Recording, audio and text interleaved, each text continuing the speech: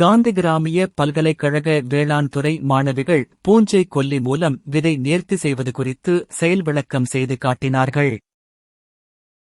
திருச்சிராப்பள்ளி மாவட்டம் மண்ணச்சநல்லூர் தாலுகா பூனாம்பாளையம் கிராமத்தில் திண்டுக்கல் மாவட்ட காந்தி கிராமிய பல்கலைக்கழகத்தை சேர்ந்த இளங்கலை வேளாண்மை இறுதி ஆண்டு மாணவிகள் விசாலினி, விக்னேஸ்வரி, அபிநயா, கயல்விழி, ரேணுகா தேவி ஆகியோர் மக்காசோளத்தில் திரைக்கோடர்மா விரிடி எனப்படும் உயர் பூஞ்சை கொல்லி மூலம் விதை நேர்த்தி செய்வது குறித்து செயல் விளக்கம் காட்டினர். இவ்வாறு விதை நேர்த்தி செய்வதால் பூஞ்சை நோய் தாக்குதலை குறைக்க முடியும்.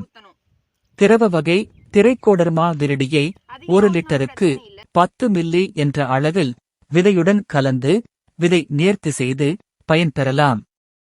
இதனால் வேர் அழுகல் மற்றும் இதர பூஞ்சை நோய் தாக்கத்திலிருந்து பயிரை பாதுகாக்கலாம். இந்த உயிர் பூஞ்சான கொல்லி செடிகளில் நோய்களை ஏற்படுத்தும் பூஞ்சைகளோடு போட்டியிட்டு கொள்கிறது. திரவ வகை திரைக்கோடர்மா விரிடியை 1 லிட்டருக்கு 10 மில்லி என்ற அளவில் விதையுடன் கலந்து விதை நேர்த்தி செய்து பயன்பெறலாம்.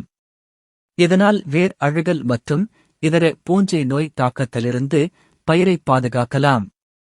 நிழலில் உலர வைத்து விதைகளை நடலாம்.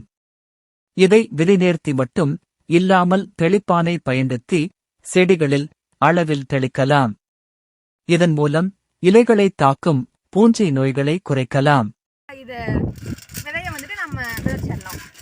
இதன் மூலமா எந்த ஒரு வேர் அழுகல் நோயோ இல்ல மற்ற இலையில வரக்கூடிய நோயோ நம்ம வராம கட்டுப்படுத்தலாம்.